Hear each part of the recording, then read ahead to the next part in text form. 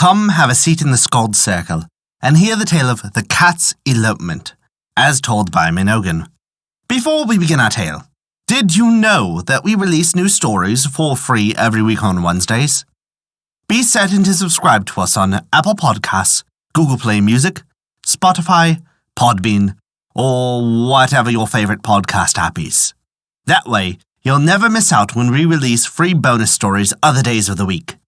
Never forget, visit thescaldcircle.com to stay up to date with all of our current happenings, and to also visit our story archive, sorted by origin and region. Now then, this begins a tale of the cat's elopement. Once upon a time, there lived a cat of marvelous beauty, with a skin as soft and shining as silk, and wise green eyes that could see even in the dark. His name was Gon, and he belonged to a music teacher who was so fond and proud of him that he would not have parted with him for anything in the world. Now, not far from the music master's house there dwelt a lady who possessed a most lovely little pussycat called Coma. She was such a little dear altogether, and blinked her eyes so daintily, and ate her supper so tidily. And when she had finished, she licked her pink nose so delicately with her little tongue, that her mistress was never tired of saying, "Coma, Coma, what would I do without you?" Well, it happened one day that these two went out for an evening stroll, met under a cherry tree, and in one moment fell madly in love with each other. Gon had long felt that it was time for him to find a wife, for all the ladies in the neighborhood paid him so much attention that it made him quite shy. But he was not easy to please and did not care about any of them. Now, before he had time to think, Cupid had entangled him in his net, and he was filled with love towards Coma. She fully returned his passion, but, like a woman, she saw the difficulties in the way, and consulted sadly with Gon as to the means of overcoming them. Gon entreated his master to set matters right by buying Coma, but her mistress would not part from her. Then the music master was asked to sell Gon to the lady, but he declined to listen to any such suggestion, so everything remained as before. At length the love of the couple grew to such a pitch that they determined to please themselves and to seek their fortunes together. So one moonlight night they stole away and ventured out into an unknown world. All day long they marched bravely on through the sunshine, till they had left their homes far behind, and towards evening they found themselves in a large park. The wanderers by this time were very hot and very tired, and the grass looked very soft and very inviting, and the trees cast cool, deep shadows, when suddenly an ogre appeared in this paradise, in the shape of a big dog. He came sprinting towards them, showing all his teeth, and Coma shrieked and rushed up the cherry tree. Gon, however, stood his ground boldly and prepared to give battle, for he felt that Coma's eyes were upon him, and that he must not run away. But alas, his courage would have availed him nothing had his enemy once touched him, for he was large and powerful and very fierce. From her perch in the tree, Coma saw all, and screamed with all her might, hoping that someone would hear and come to help. Luckily, a servant of the princess to whom the park belonged was walking by, and he drove off the dog, and picking up the trembling Gon in his arms, carried him to his mistress. So this left poor little Coma all alone. And this was while Gon was borne away full of trouble, not in the least knowing what to do. Even the attention paid him by the princess, who was delighted with his beauty and pretty ways, did not console him.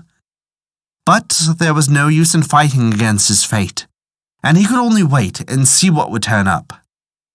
The princess, Gon's new mistress, was so good and kind that everybody loved her, and she would have led a happy life had it not been for a serpent who had fallen in love with her, and was constantly annoying her by his presence. Her servants had orders to drive him away as often as he appeared, but as they were careless and the serpent very sly, it sometimes happened that he was able to slip by past them, and to frighten the princess by appearing before her. One day she was seated in her room, playing on her favourite musical instrument, when she felt something gliding up her sash, and saw her enemy making his way to kiss her cheek. She shrieked and threw herself backwards, and Gon, who had been curled up on a stool at her feet, understood her terror, and with one bound seized the snake by his neck. He gave him one bite and one shake, and flung him on the ground, where he laid, never to worry the princess any more. Then she took Gon in her arms and praised him and caressed him, and saw that he had the nicest bits to eat, and the softest mats to lie on, and he would have had nothing in the world to wish for again, if only he could see Koma again. Time passed, and one morning Gon lay by the house door, basking in the sun. He looked lazily at the world stretched out before him, and saw in the distance a big ruffian of a cat, teasing and ill-treating quite a little one. He jumped up, full of rage, and chased away the big cat.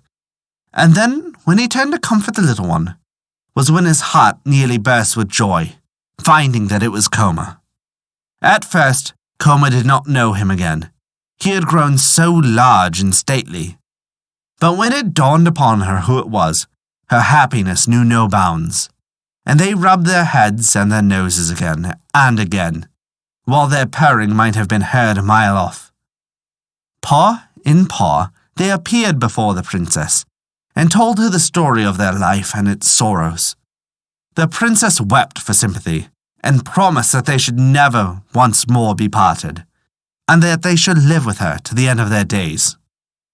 By and by, the princess herself also got married, and brought a prince to dwell in the palace in the park. And when she told him all about her two cats, and how brave Gon had been, and how he had delivered her from the mighty serpent. And when the prince heard, he swore they should never leave them, but should go with the princess wherever she went.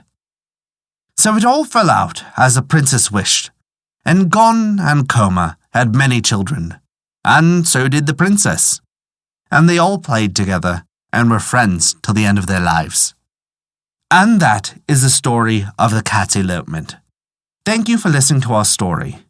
If you enjoyed it, please take a look at our Patreon page to learn how you can earn great rewards while also supporting us. We appreciate even the smallest of contributions, as they allow us to continue to release new stories every week for free on Wednesdays, and also provide bonus stories for your listening pleasure. Visit us at theskaldscircle.com to view our story archive, sorted by origin and region, and to stay up to date with all of our current developments. A special thank you to Kat for their support this month. It means the world to us. Once again, thank you for listening to our story.